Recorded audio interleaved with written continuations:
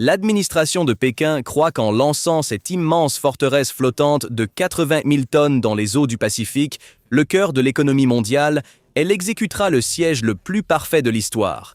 Mais un esprit est plus sage qu'un autre, et le Japon n'a pas l'intention de rester les bras croisés pendant que ces manœuvres se déroulent.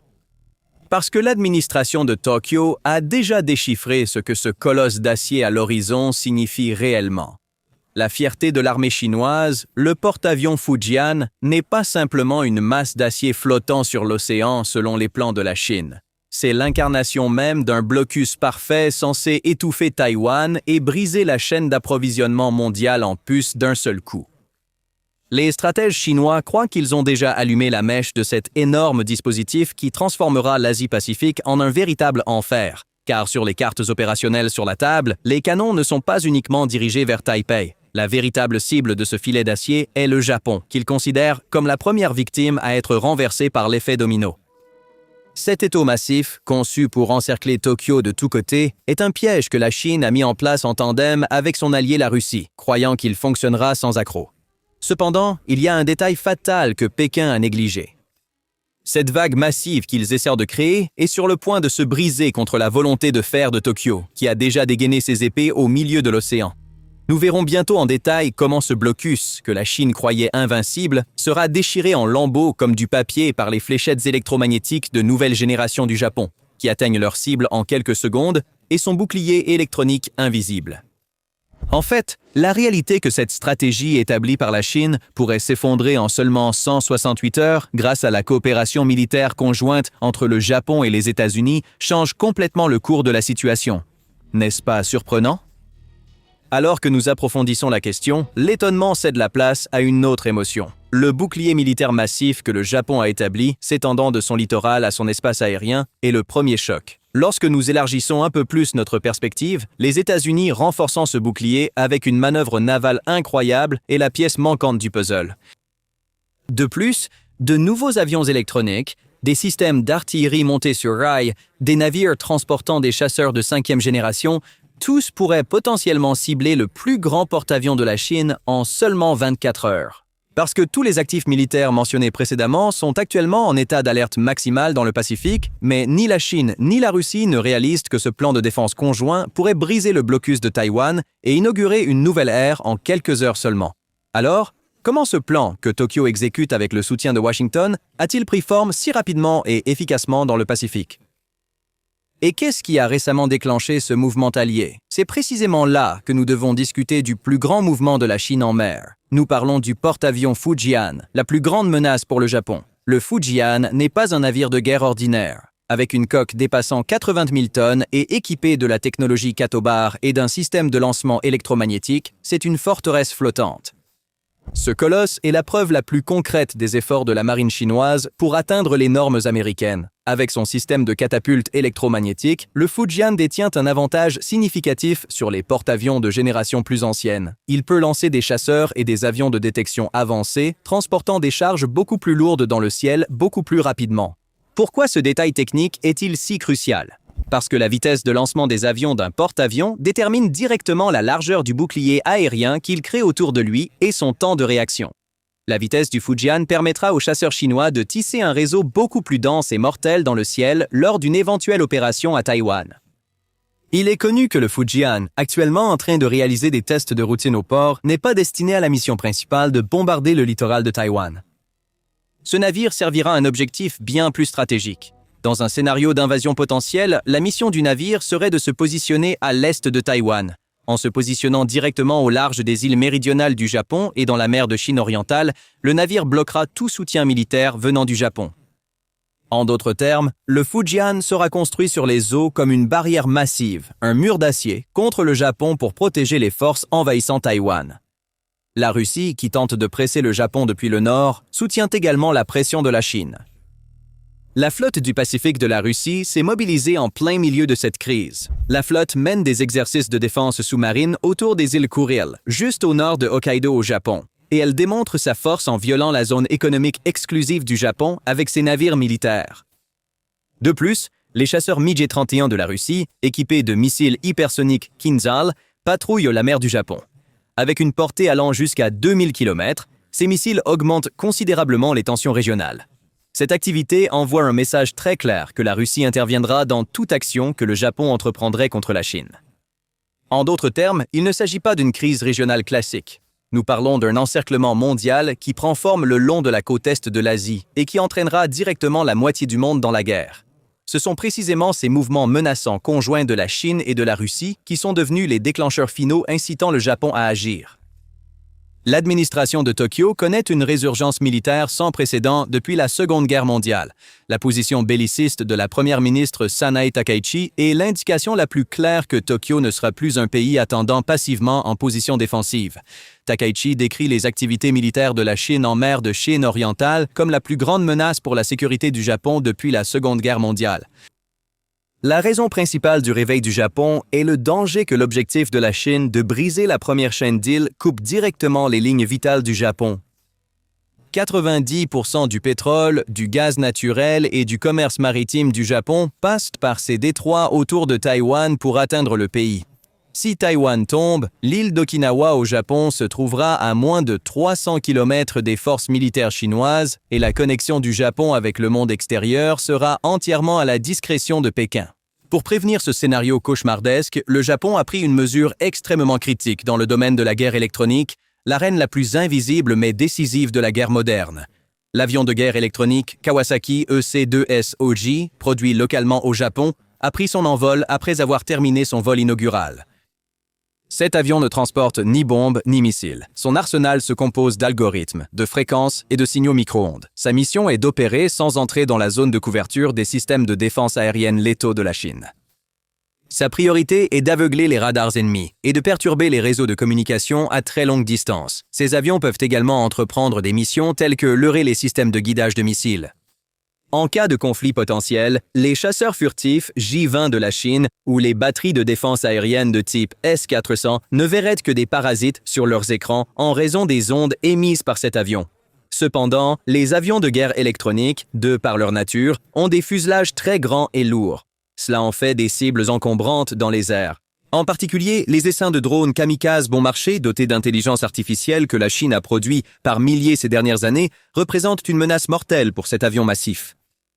Puisque s'approcher seul des frontières de la Chine équivaudrait à un suicide pour cet avion, il nécessite absolument un puissant bouclier de chasseurs autour de lui. C'est précisément là que le concept japonais de porte-avions léger, un projet visant à projeter sa puissance aérienne sur les mers, entre en jeu. Le Japon convertit les immenses navires Izumo et Kaga, qu'il avait initialement affirmé être construits uniquement pour transporter des hélicoptères. Avec des renforcements de ponts et des revêtements résistants à la chaleur, ces navires deviennent de véritables porte-avions. Les F-35B, capables de décollage et d'atterrissage verticaux, constitueront la principale force de frappe de ces navires. L'arsenal massif de missiles balistiques de la Chine est programmé pour détruire toutes les pistes d'atterrissage sur le continent japonais dans les premières minutes d'une guerre potentielle. Cependant, en intégrant des chasseurs F-35B sur ces navires mobiles, le Japon transforme son armée de l'air en base mobile.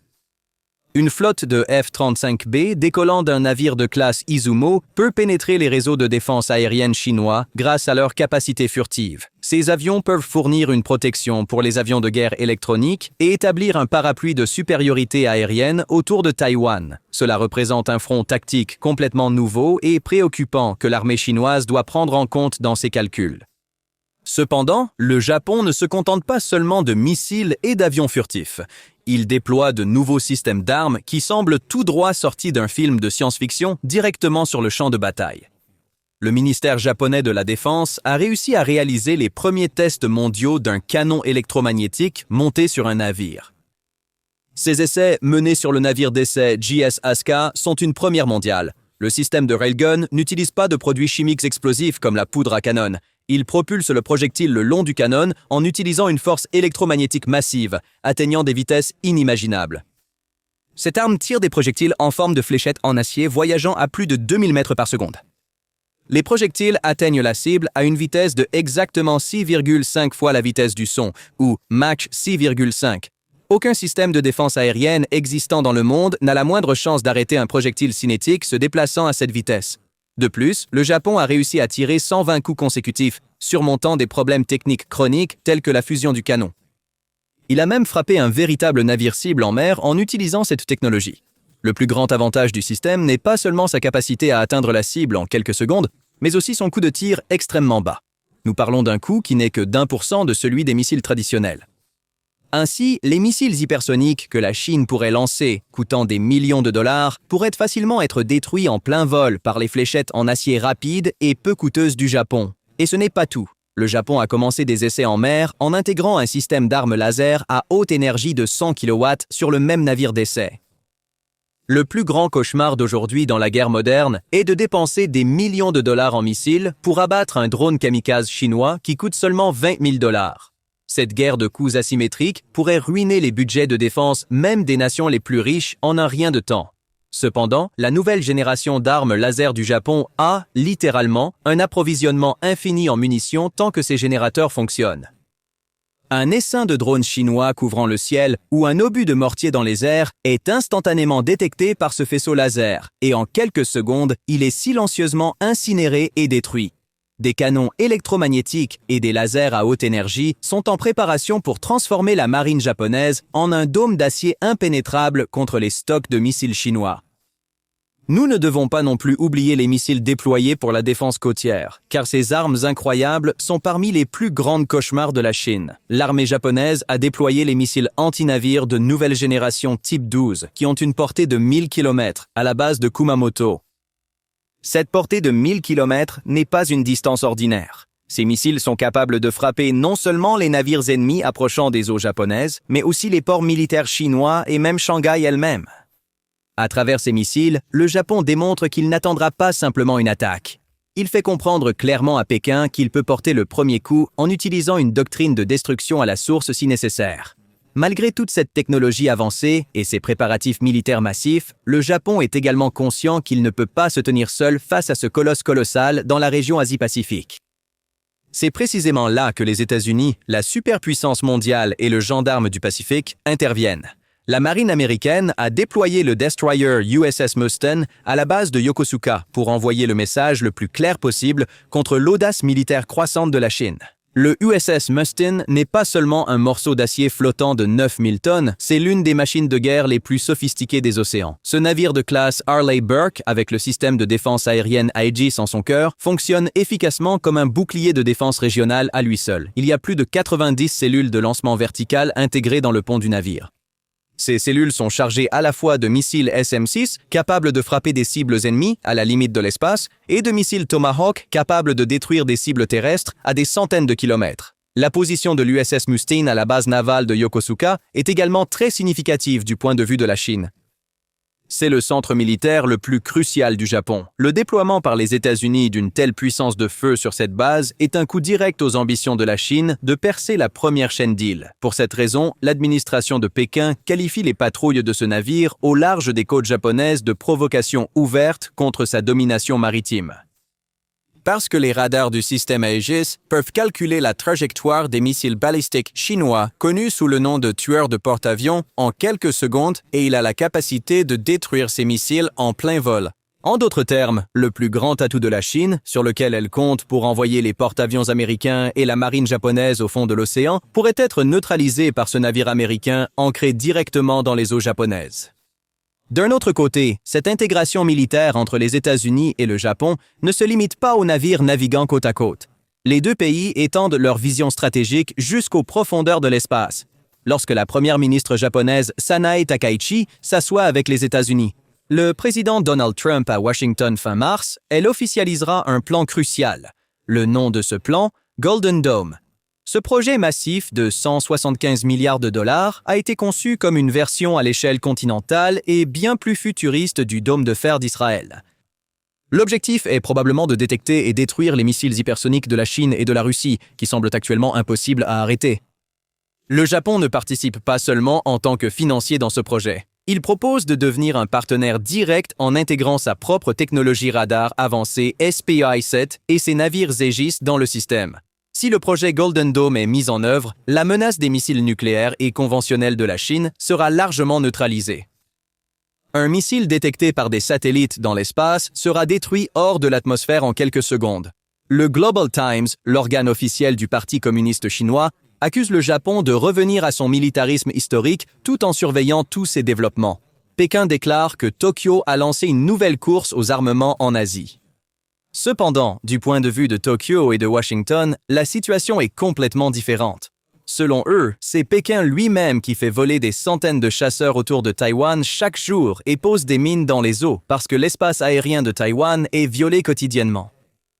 En une seule journée, 36 avions chinois et 9 navires de guerre forment un véritable anneau de la mort autour de l'île. Face à tous ces risques, la partie tokyoïte ne trouve pas d'autre solution que de se fortifier efficacement. Les pistes sont en cours d'agrandissement et les ports approfondis sur l'île d'Iwo Jima dans le sud du Japon.